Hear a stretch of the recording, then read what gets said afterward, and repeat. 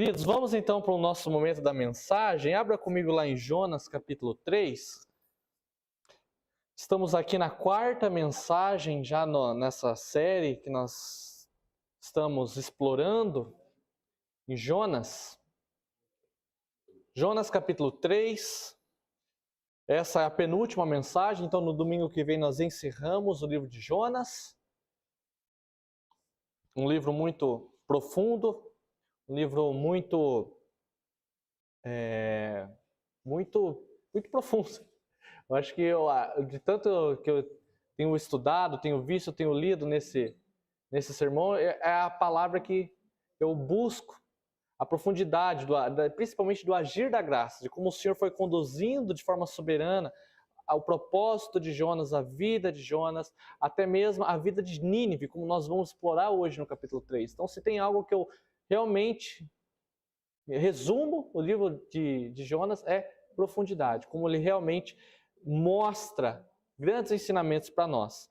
Jonas, capítulo 3, nós vamos ler todo o capítulo, que é 10 versículos, então de 1 a 10. Vamos ler então, queridos. Assim diz a palavra de Deus.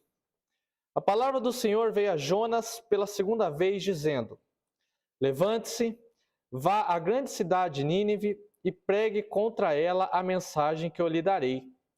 Jonas se levantou e foi a Nínive, segundo a palavra do Senhor. Ora, Nínive era uma cidade muito importante diante de Deus. Era necessários 3 dias para percorrê-la. Jonas começou a percorrer a cidade a caminho de 1 dia e pregava dizendo: ainda 40 dias e Nínive será destruída. Os ninivitas creram em Deus. Proclamaram um jejum e vestiram roupa feita de pano de saco, desde o maior até o menor. Quando essa notícia chegou ao rei de Nínive, ele se levantou do seu trono, tirou os trajes reais, cobriu-se de pano de saco e sentou-se sobre cinzas. E mandou proclamar e divulgar em Nínive o seguinte: por mandado do rei e dos seus nobres, ninguém, nem mesmo os animais, bois e ovelhas, pode comer coisa alguma. Não lhes deem pasto, nem deixem que bebam água. Todos devem ser cobertos de pano de saco, tanto as pessoas como os animais. Então clamarão fortemente a Deus e se converterão, cada um do seu mau caminho e da violência que há nas suas mãos. Quem sabe? Talvez Deus se volte e mude de ideia, e então se afaste do furor da sua ira, para que não pereçamos. Deus viu o que fizeram, como se converteram do seu mau caminho, e Deus mudou de ideia quanto ao mal que tinha dito que lhes faria, e não o fez. Vamos orar mais uma vez? Ó Deus Todo-Poderoso, como a tua graça se manifestou, primeiramente sobre a vida de Jonas, e depois sobre a cidade de Nínive, nós te agradecemos o quanto a sua graça se manifesta em nossas vidas todos os dias, de quanto nós dependemos do Senhor, do quanto a sua misericórdia nos dá esperança, de como a salvação nos dá convicção da promessa que o Senhor fez, que o Senhor vai cumprir. O Senhor sempre cumpriu as suas promessas. Aqui no livro de Jonas nós vemos como o Senhor cumpre aquilo que diz, cumpre os seus propósitos. Mesmo que o homem às vezes dê de rebelde, tenta fugir, o Senhor cumpre, Pai. E nós te louvamos por isso. Porque tudo que o Senhor prometeu, o Senhor vai cumprir. E a grande promessa que nós carregamos é o retorno de Cristo, como a canção que nós já cantamos aqui hoje. Nós cremos nisso, que o Senhor resgatará, o Senhor virá e nos resgatará de todos os males desse mundo, do pecado, do terror, da violência, das angústias, e nos levará na eternidade no reino dos céus, de uma forma plena, no céu. Assim nós oramos, assim nós te louvamos, que a tua mensagem hoje fale conosco, sobre a nova chance que o Senhor deu para a vida de Jonas, sobre a chance que o Senhor deu para Nínive, e com toda certeza, a chance que o Senhor dá para nós todos os dias. Fale conosco através da tua mensagem, em nome de Jesus. Amém. Querido, antes de nós entrarmos propriamente no capítulo 3, vamos falar um pouco do que a gente já falou até aqui. a respeito do livro de Jonas. Então, o primeiro capítulo ali, no comecinho, a gente falou sobre como a vontade, aquela briga entre a vontade de Deus e a vontade humana. A gente até colocou como tema, né? Por que foges da vontade de Deus? Então nós vimos lá o chamado, quando Deus ele dá o chamado para Jonas. Jonas, então, a gente vê o quanto ele dispõe, o quanto ele se esforça para fazer o contrário. Então, a gente tem o chamado e tem a fuga dele. E a gente percebeu de como às vezes o chamado do Senhor ele faz sair da zona de conforto. E lembre-se, Jonas estava acostumado a pregar expansão, bênção sobre o reino de Israel, né? E, de repente, ele vai ter que mudar sua mensagem para pregar sobre juízo, pregar sobre correção. E também a gente percebe de como ele sai da zona de conforto, porque ele sempre pregou para Israel. E agora ele terá que pregar para Nínive, um povo inimigo de Israel. E nós vimos o porquê que Nínive era inimigo de Israel, né? O tanto que o povo assírio realmente incomodava o povo judeu. Então a gente percebeu lá de que um chamado do Senhor, ele faz sair da zona de conforto para um propósito no qual vai se cumprir. A gente percebe o tanto que ele se esforçou, ele tirou dinheiro do próprio bolso para não ter que fazer a vontade de Deus, mas Deus fez toda uma história, a gente percebe no capítulo 1 mesmo, todo um enredo que fez com que Jonas voltasse nos caminhos. Então a gente percebeu, logo depois na segunda mensagem, que a rebeldia de Jonas, ela proporcionou uma cegueira espiritual. A gente viu lá de como essa cegueira espiritual fez de Jonas alguém que fez um descaso. Então, a gente não vê nenhuma consciência pesada em Jonas. Então, no meio da tempestade, Jonas está lá dormindo no porão. Então, a gente percebe de como ele tinha convicção de que não estava fazendo a vontade de Deus e dormia, um sono profundo. A gente fala o sono do justo, mas de justo ele não tinha nada, não naquele momento em que não tinha consciência pesada. Tanto que até o capitão falou, por que você está dormindo? Olha o caos que nós estamos passando e você está aí assim. Então a gente percebeu que essa cegueira espiritual de Jonas promoveu descaso, promoveu mentira. Então a gente percebe ele falando assim, eu temo ao Senhor. Só que todas as ações de Jonas, até o momento que ele recebe essa pergunta dos marinheiros, não era sinal de temor. E quando os marinheiros apertaram ele falou que temia. Mas, poxa, alguém que teme foge? Alguém que teme faz o contrário que Deus mandou? Alguém que teme tira dinheiro do bolso para não fazer a vontade de Deus? A gente percebe também o desespero e a vergonha que Jonas estava passando. E na última mensagem que nós tivemos no domingo passado, a gente viu uma transformação. A gente viu que ele acaba caindo, né? Não caindo não, os marinheiros jogaram ele no mar. Então a gente vê aquela passagem, desde quando ele cai na água, vai descendo, vai descendo, vai descendo. Ele fala sobre as algas de passarem por ele, assim, né? As algas normalmente ficam no fundo do oceano, então a gente percebe que ele chegou a afundar. Ele estava na beira da morte. Até que Deus, sob grande graça, misericórdia, vai lá, manda o peixe. Lembrando que não é uma baleia, a gente não sabe, né, o tamanho do peixe. Mas vai o peixe lá grande, engole Jonas, e ele fica 3 dias e 3 noites dentro do peixe. Então a gente percebeu de como, no momento do desespero, quando Deus vem com a sua graça transformadora, ela faz com que a gente valorize o clamor. Então a gente percebe agora o Jonas clamando, algo que ele não fez quando estava no meio da tempestade, quando ele viu os marinheiros clamando e ele não fez. Faz reconhecer a correção. Então a gente percebe toda hora Jonas falando assim, o Senhor fez isso, tu fizeste isso e foi para o meu bem. Tudo aquilo que aconteceu foi para que ele realmente reconhecesse o erro dele e percebesse. E aí o terceiro ponto, ele agradecesse a Deus por Deus ter mandado o peixe e ter salvo ele do afogamento. Sempre lembrando, ele ter sido engolido pelo peixe não é mais um estágio da correção, mas foi um método que o Senhor usou para realmente corrigi-lo. E aí o capítulo 3 chega. A gente percebe já no versículo 1 que até o próprio autor fala, né, pela segunda vez. Então, a gente tem um recomissionamento de Jonas. Então, como ele saísse do peixe, ele andou lá, né, provavelmente parou em alguma praia, o peixe cuspiu, vomitou ele em algum lugar, que ele teve que caminhar até chegar na cidade de Nínive. Então, a gente percebe aqui a nova chance que Jonas teve para agora cumprir a vontade de Deus. O tema da nossa mensagem hoje é a nova chance que Deus lhe dá. Porque aqui a gente vai perceber essa nova chance de Jonas e também a chance que Nínive teve para se converter.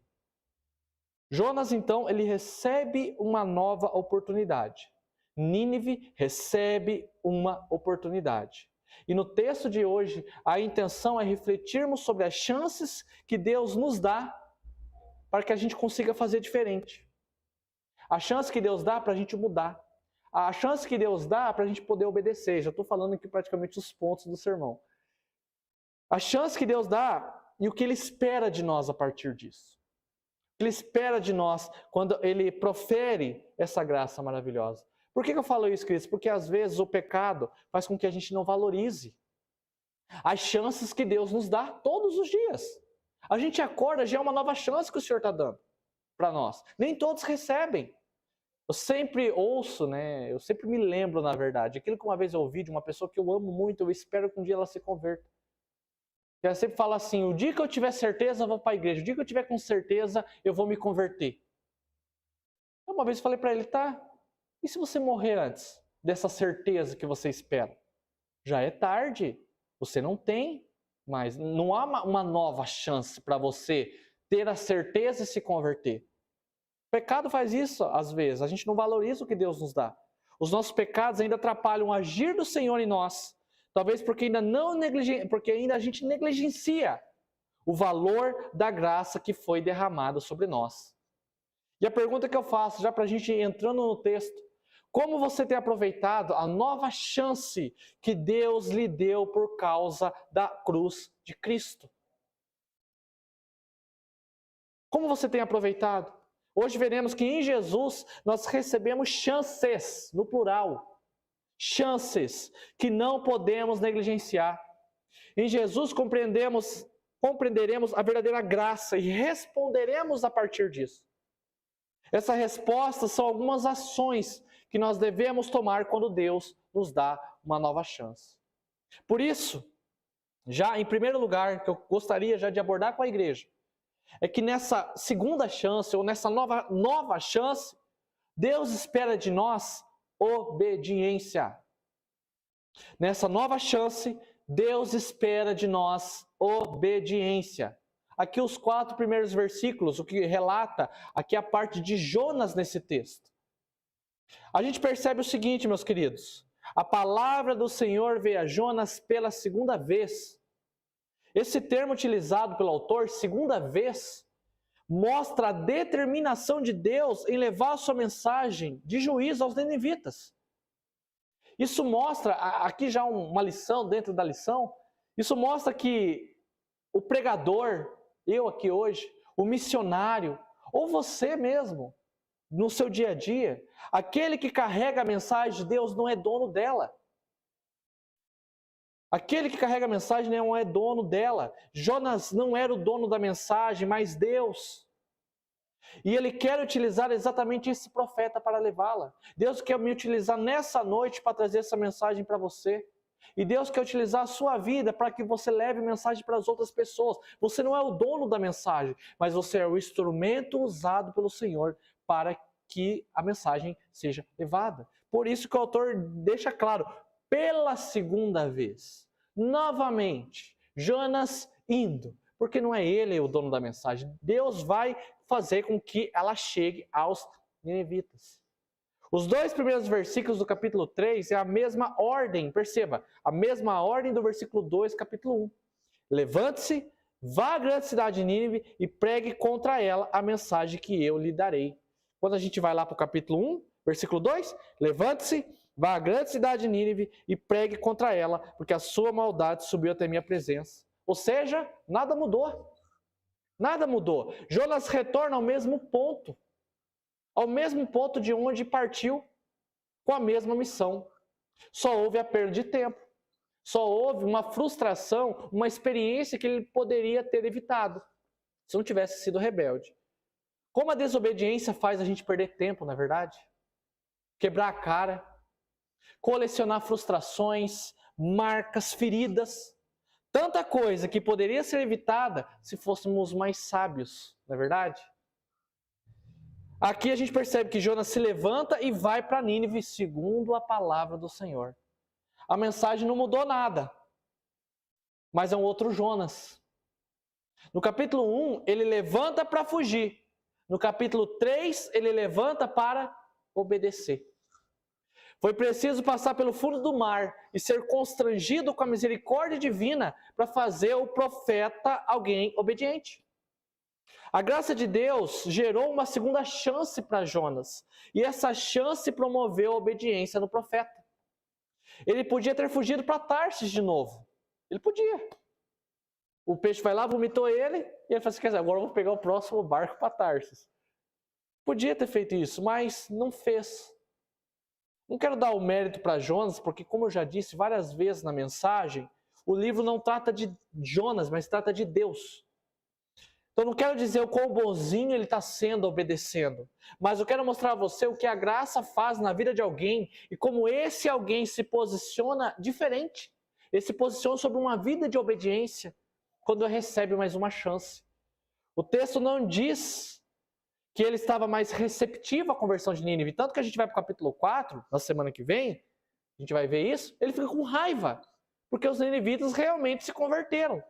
Então Jonas não estava receptivo à mensagem, ele não tinha sido convencido. Ele ainda relutava, mas agora ele relutava obedecendo.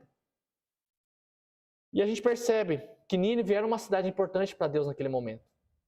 Ele fala, Nínive era muito importante, era uma cidade muito importante diante de Deus, eram necessários 3 dias para percorrê-la. Naquele momento da história de Nínive, Deus teve compaixão dela. Aquela geração desfrutaria de uma graça que nenhuma outra nação desfrutou, além do próprio Israel. Claro, até a plenitude dos tempos e o avanço da igreja. Hoje, algo que nós desfrutamos. E aqui quando fala que eram necessários 3 dias para percorrê-las, a gente não sabe se ele indica o tamanho da cidade ou o tempo que Jonas teria que percorrer pregando a mensagem. Aqui os intérpretes vão falar assim, não, com mais dias que percorria toda a cidade de Nínive, ou alguns falam que menos dias, a gente não sabe. O que a gente sabe é o seguinte, que eram necessários 3 dias para percorrê-la, 3 dias para que Jonas pregasse aquela mensagem. E ele começa, e ele percorre, e dizia, ainda 40 dias, e Nínive será destruída. Mensagem simples, sucinta, que traria muitos significados para o povo assírio. Queridos, obediência gera bons resultados. Obediência gera bons frutos. Na obediência nós somos instrumentos do agir do Senhor. Não por causa de nós, mas por causa de Deus através de nós. Deus através da nossa obediência. Como Jesus disse lá em João 15:4, nenhum ramo pode dar fruto por si mesmo, se não permanecer na videira. Vocês não podem dar fruto se não permanecerem em mim. Nossa obediência é um fruto da nossa permanência em Cristo. Ele fala, vocês não vão conseguir ser obedientes, vocês não vão dar fruto se não permanecerem em mim. Nessa segunda chance a Jonas, Deus espera uma obediência. E ele agora, constrangido com a graça operada nele, responde com obediência. Entendeu o recado, né? Estamos entendendo o recado. Ele não iria ousar querer para Tarsis novamente. Queridos, Deus deu uma chance para Jonas para que ele obedecesse. Do mesmo modo que ele dá uma nova chance para nós, todos os dias. Ele espera uma resposta de obediência nossa. É tão bom desfrutar da graça, é tão bom desfrutar de perdão, é tão bom desfrutar de misericórdia. Mas quando a gente precisa ser obediente às vezes o calo aperta. Porque obediência requer renúncias. Obediência requer tirar-nos da zona de conforto. Requer abster de certas vontades, dominar emoções, transformar pensamentos.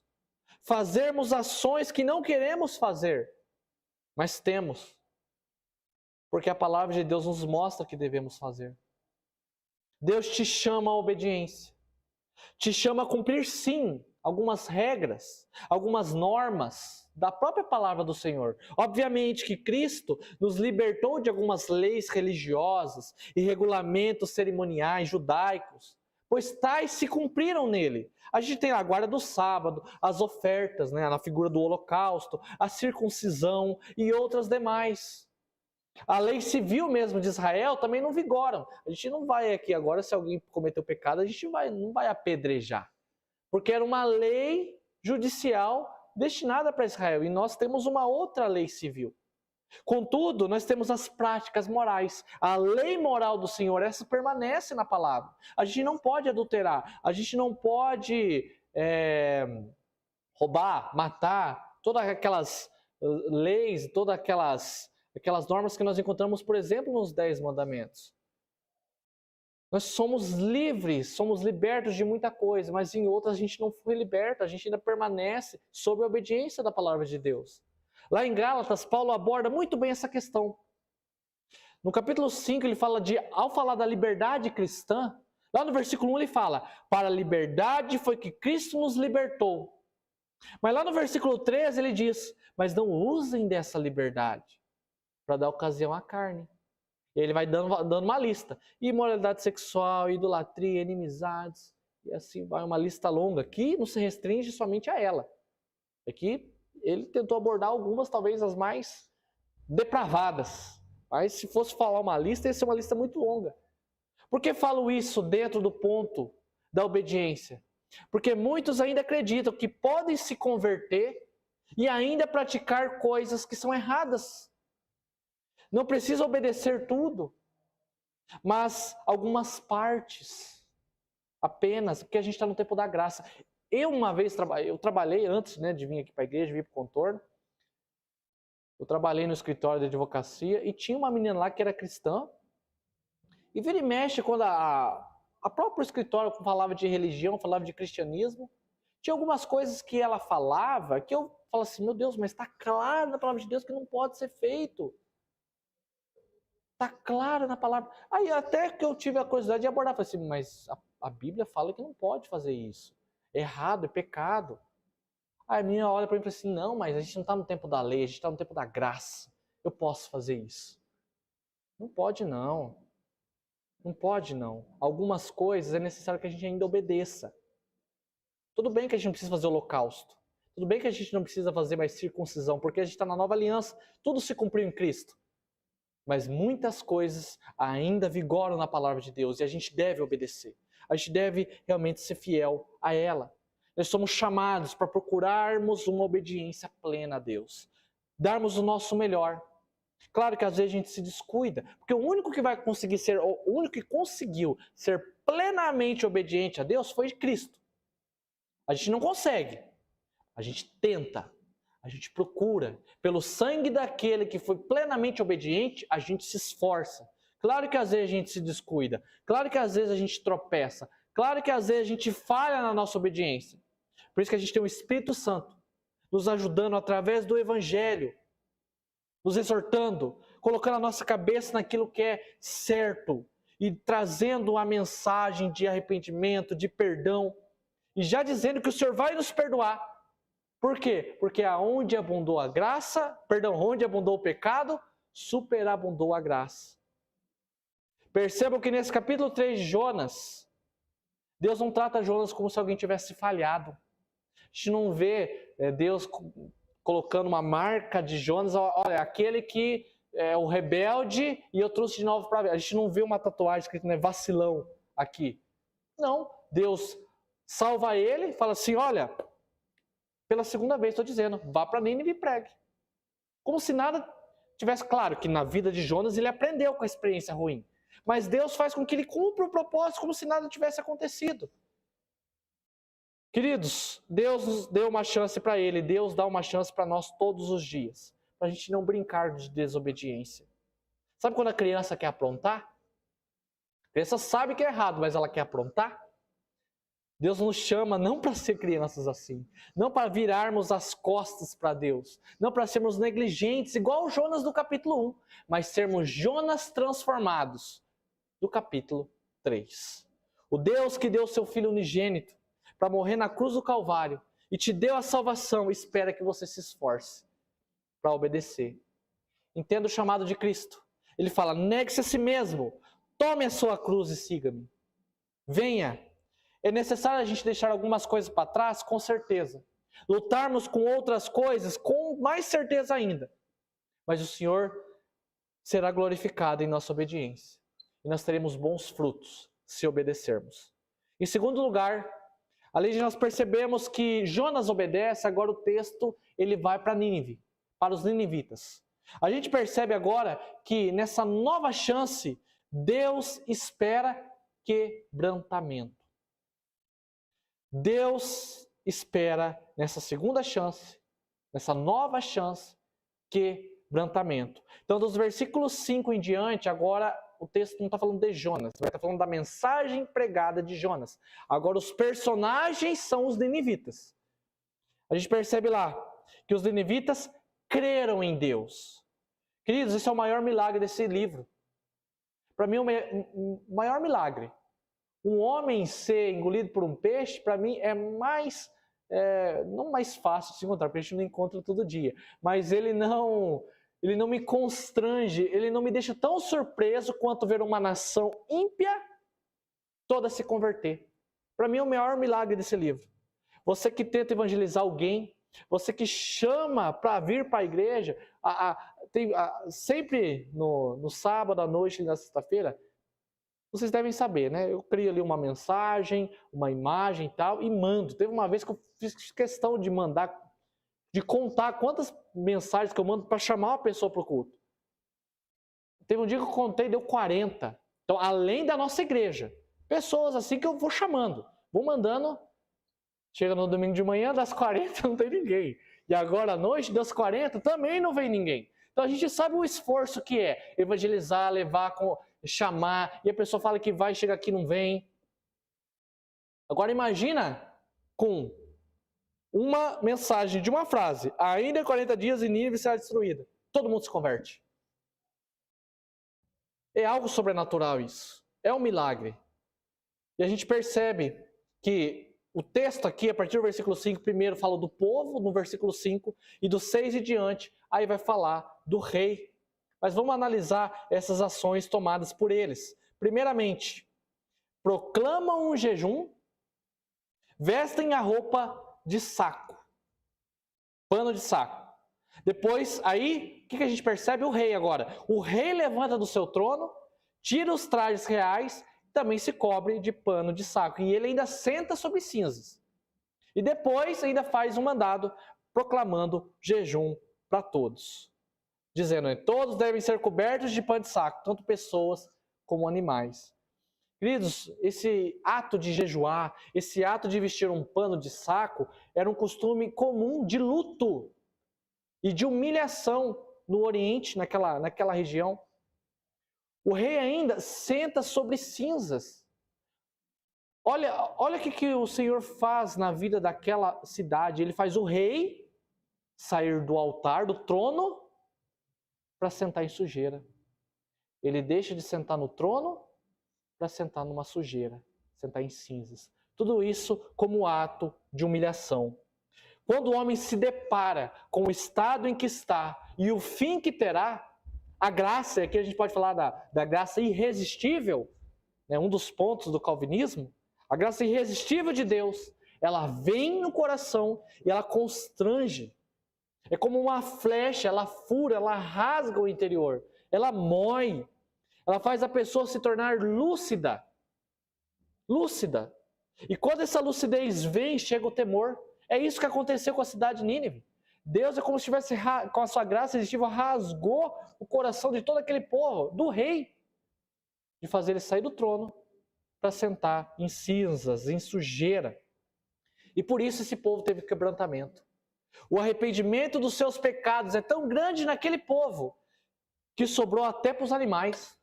Era costume da época, principalmente da região da Síria, quando eles fossem fazer alguma festividade, quando eles fossem fazer um jejum, quando eles fossem fazer algum ato religioso, eles traziam os animais juntos. Se a gente vai jejuar, os animais vão jejuar.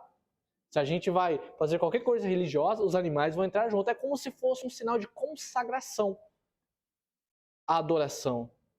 Eles se humilham, todos se humilham. É o primeiro estágio para uma nova vida, é o quebrantamento. Amados, o que houve em Nínive foi conversão.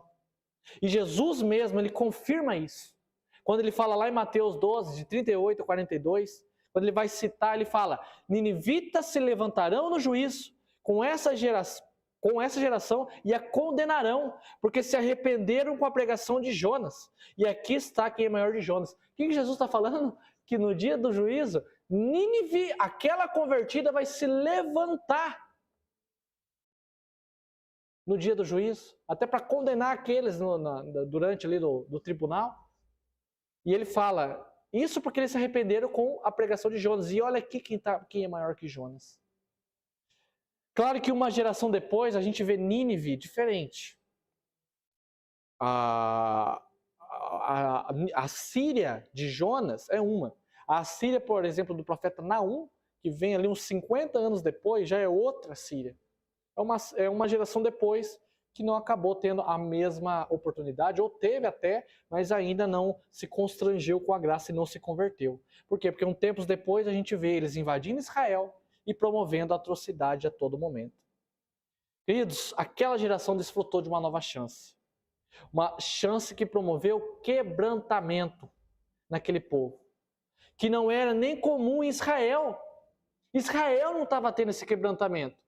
Lembre-se que Jonas prega durante o reinado de Jeroboão II. Quando você vai em 2 Reis, você vai ver lá o reinado de Jeroboão II, todo mundo era idólatra, todo mundo se afastou de Deus.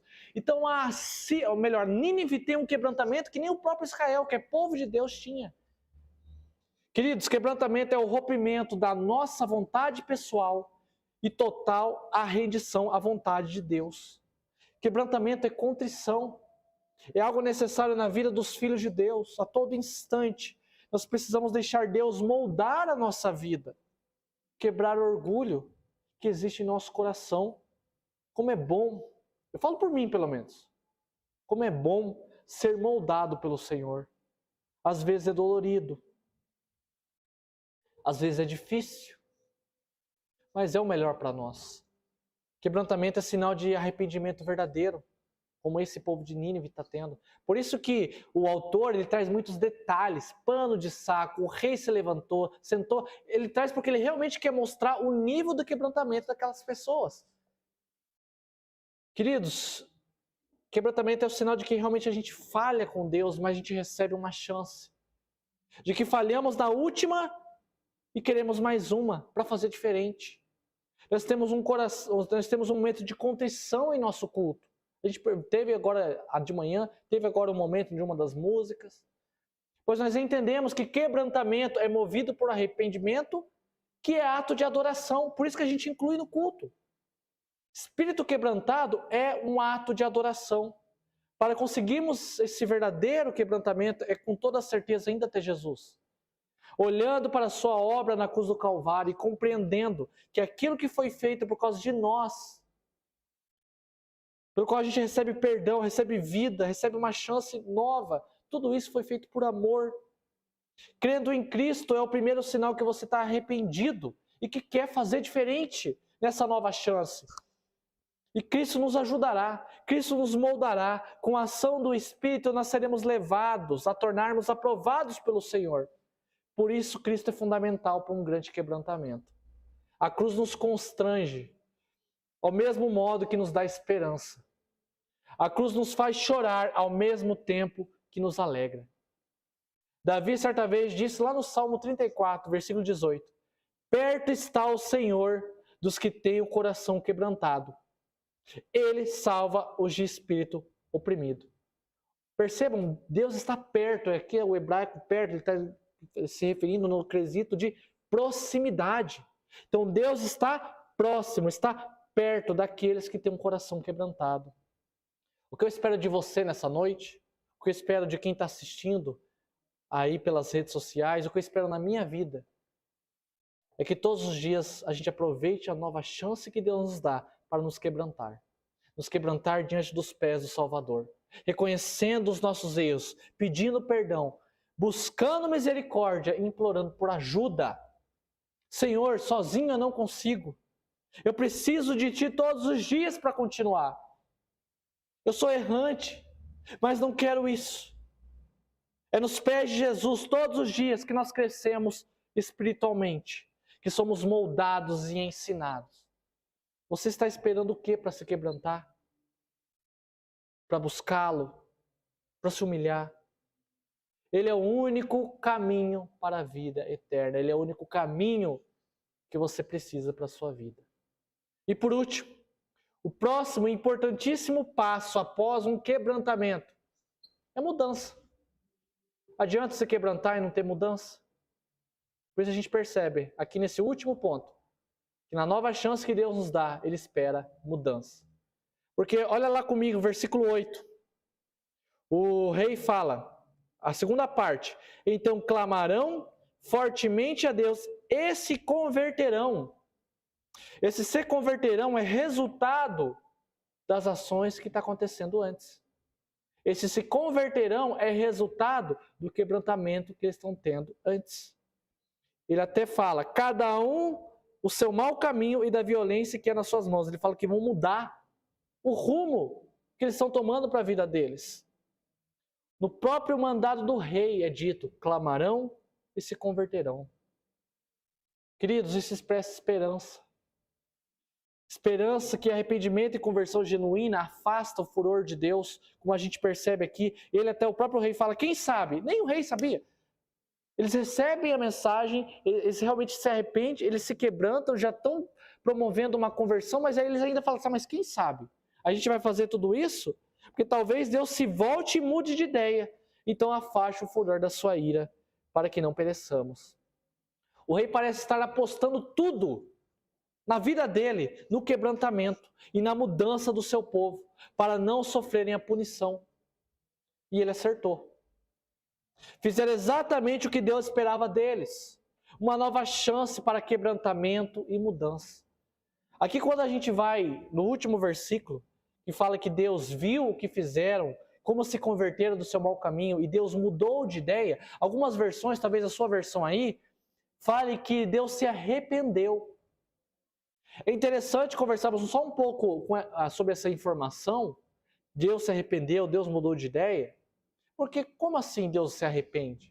Lá em Números 23, 19 diz que Deus não é homem para que minta, nem filho do homem para que se arrependa. Queridos, devemos lembrar que a palavra de Deus ela é inspirada pelo Espírito, mas escrita por homens. E esses homens, ao escrever, ele relata com as suas palavras dentro do intelecto que eles possuem, para que o leitor, quando lê, ele entenda o que está acontecendo. Por isso que eles usam alguns recursos de linguagens, eles usam alguns termos, para ajudar quem vai ler a ter uma compreensão ainda mais profunda. Então nós vemos muitos autores usando palavras para descrever emoções humanas para Deus.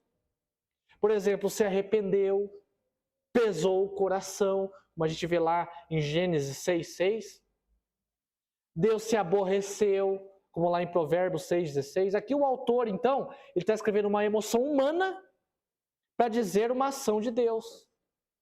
Ele ia punir, mas com o arrependimento de Nínive, ele deixou de fazer isso. Por isso que o termo mudou de ideia, aí da versão NAA, é o mais próximo do que realmente aconteceu, do que arrependimento. Uma perspectiva temporal, Deus responde de acordo com a ação humana. Mas uma perspectiva eterna, Deus escolhe os meios. Arrependimento de Nínive, bem como também escolhe o fim, que é a mudança deles. O rei anuncia que com quebrantamento virá conversão. Queridos, conversão é mudança. O significado de conversão é ato de transformação. De ser quem era para se tornar alguém novo. É o sentido que Cristo deu lá para Nicodemos, quando ele fala sobre nascer de novo. É o sentido que Paulo fala aos Coríntios. Se alguém está em Cristo, o que ele é? Nova criatura. E as coisas velhas se passaram. E eis que tudo se fez novo. Responda para você mesmo essa pergunta. Adianta quebrantamento sem a intenção de mudar? Arrependimento sem luta em ser diferente, em fazer diferente? O próximo passo é mudança. Deus nos dá uma nova chance para mudar. Deixar o que foi feito de errado para trás. Jogar no mar do esquecimento. Deixar lá para iniciar um novo ciclo, uma nova etapa. Cristo nos chama para a mudança. Cristo nos chama para ser diferentes. Esse ponto ele se distingue com o primeiro, quando eu falei de obediência, pois a obediência é a ação de quem já está mudado ou de alguém que está em constante mudança. Perceba que quando eu falei de obediência, eu falei de Jonas. Jonas era missionário, Jonas era profeta. Jonas já era alguém chamado pelo Senhor, era alguém crente com o ministério. O que faltava para ele era retornar, era deixar a teimosia. Agora, quando eu falo de mudança, eu estou falando de Nínive, que é um povo que não tinha obediência. Porque, queridos, não tem como a gente cobrar obediência de alguém que não mudou o seu coração. Não tem como a gente cobrar obediência de alguém que não tem nem a intenção de mudar. Então, nesse ponto, sobre o avivamento que teve naquele local, o Senhor te chama para mudar. Ele te dá mais uma chance para você, para que você mude. Mudança de personalidade, mudança de vida, mudança de ações, mudança de mente, inclusive conversão. O grego, né, metanoia, que é mudança de mente. Muito interessante isso. Essa mudança que gerará obediência. Se formos até realmente falar de um ciclo ideal, na verdade tinha que ser quebrantamento, que gera mudança, que gera obediência. Eu e você precisamos mudar naquilo que nós precisamos.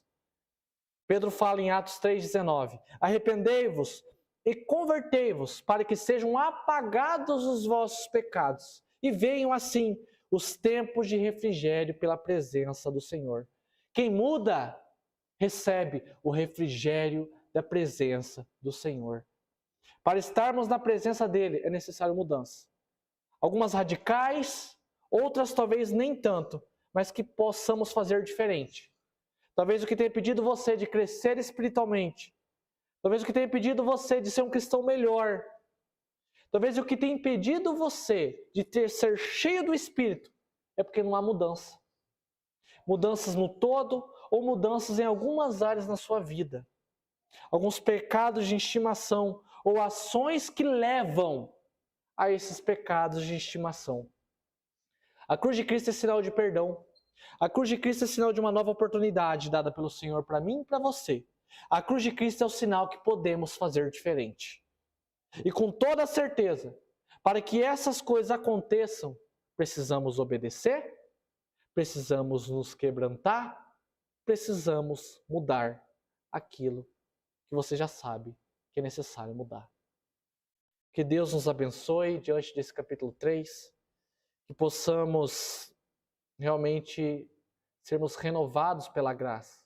No capítulo 2, a gente viu como a graça transforma Jonas. Aqui a gente está vendo o resultado da graça manifesta nele e a graça alcançada na cidade de Nínive. Fez de Jonas obediente, fez uma cidade ímpia se quebrantar e fez pagãos se converterem. Uma nação, uma cidade, Nínive, um sermão só. Eu estou aqui falando um pouquinho mais de meia hora. Jonas só usou uma frase, mas porque a gente não é o dono da mensagem. Eu estou aqui pregando, mas quem vai agindo, quem vai convertendo, talvez uma pessoa que está assistindo, sei lá da China, assista, mas possa se converter, possa reconhecer a graça do Senhor e mudar, e se quebrantar, mudar e obedecer. Que Deus nos abençoe com essa mensagem. Vamos fazer